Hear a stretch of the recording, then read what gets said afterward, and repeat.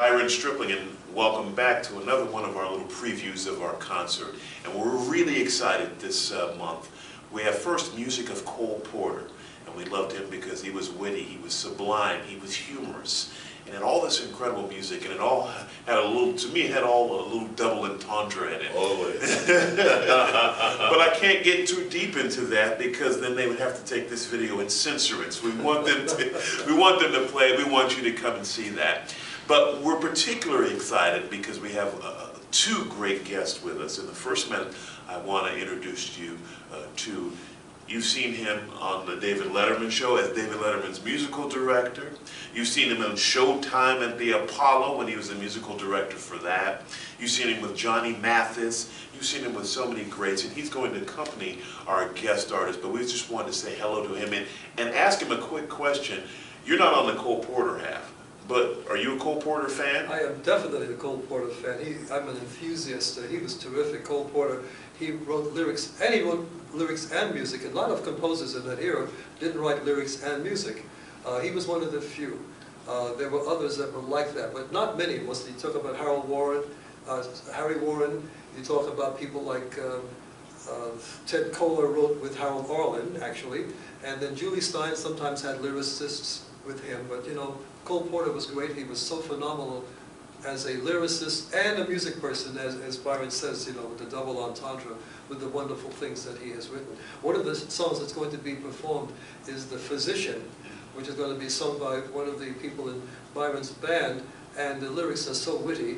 They're not doing all of the verses, but Cole Porter was he just flowed with verses. You know, unfortunately, I will say this, and this is no particular interest, but they had a movie about Cole Porter, and they had Kevin Kline, I believe, played Cole right. Porter, yes. Yeah. But what they touched upon the fact that he was gay, and I said there was no need to mention that. You know, Cole Porter was what he was, and then they made such a big thing out of it. So I won't go into that. But that really annoyed me about that. But Cole Porter, unfortunately, he had an accident with a horse. That's right. At the Piping Rock Country Club, that I know about that. And people told him, don't ride this horse, Cole, because it'll, you know, the horse is very stubborn, he'll buck and all that. And unfortunately, he did, because Cole Porter couldn't resist the challenge.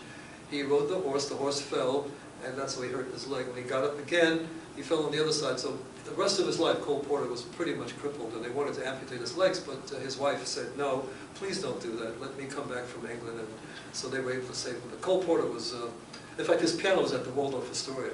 Not a great piano, but anyway, that's another story. You see, you asked Frank one question, and you get... Forever, right? No, but it's so cool because it's all good stuff. And as long as we're talking about, before we get to our guest, as long as we're talking about Cole, I mean, you know what? You could just take away one little thing with Cole's music. For instance, there's a song, "Let's Do It."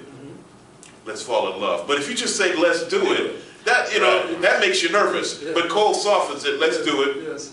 Let's fall in love. Yes, you know, yes, Birds do it. Bees do it. Even educated fleas do it. Shad do it. Think of Shad Row. That's right. I mean, it's so much stuff. And I like the way he talks about love, and he makes us think about it.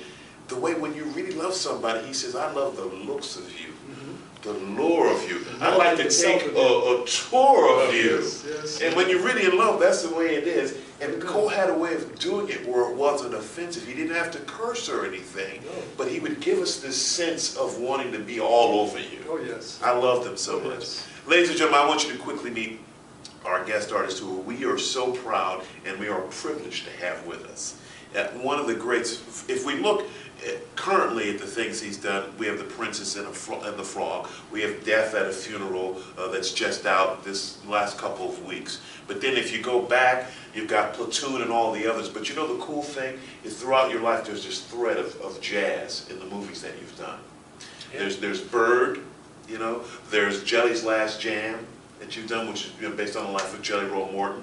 There's also, and most importantly, and that's why the guys, when you came into rehearsal, they were like, there he is, because you were the voice of Ken Burns Jazz. And for us, to have a whole documentary that celebrated jazz was for, and so you were as far as I'm concerned, you were the star of that, really that whole thing, because we heard your voice through it. You're going to be doing the music of Nat King Cole. First, thank you for being here with us, and thank you for sharing this. What is it about Nat King Cole? Because you told me a story at breakfast, and I'm going to shut up in a minute and let you talk. But you told me a story at breakfast one time. You said, throughout my life, whenever I've been at turning points, there's something about Nat's, a song would come from Nat to almost help me get through different times. What's that?